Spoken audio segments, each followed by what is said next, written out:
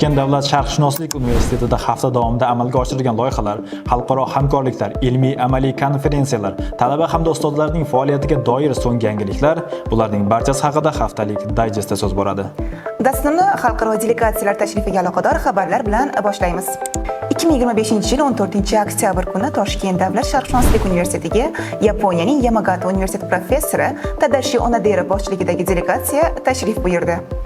Uchrashuv davomida ikkala oliy ta'lim muassasasi o'rtasidagi ta'lim va amaliy ko'nikmalar sohasidagi istiqbollar hamda yangi o'quv markazini tashkil etish masalalari muhokama qilindi. Hafta davomida Toshkent davlat sharqshunoslik universitetida o'tkazilgan eng yirik tadbir Alp Ertonga avlodlari, qoraxoniylar, turkiy dunyo va islom olami qoraxoniylar davrida mavzusidagi ilmiy-amaliy konferensiya bo'ldi.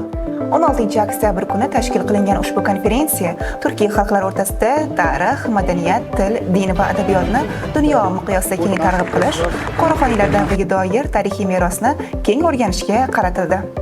Toshkent davlat sharqshunoslik universiteti ustoz va professorlari, iqtidorli talabalari respublika miqyosida tashkil qilinayotgan nufuzli tanlovlarda yetakchilikni qo'ldan boy bermayapti. Qisqacha shu mavzuga to'xtalamiz. Toshkent davlat sharqshunoslik universiteti xalqaro munosabatlar kafedrasi professori, siyosiy fanlar doktor Nazokat Kasimova O'zbekistondagi Shanxay hamkorlik tashkiloti Xalq diplomatiyasi markazi tomonidan Xalq diplomati ko'krak nishoni bilan taqdirlandi. Ustozni ushbu yuksak mukofot bilan muborakbod etamiz.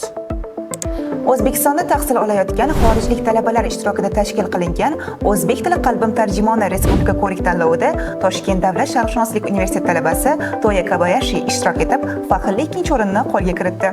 Talabamizni hamda ustozlari Shirin Sodiqovani ushbu yutuq bilan muborakbod etamiz.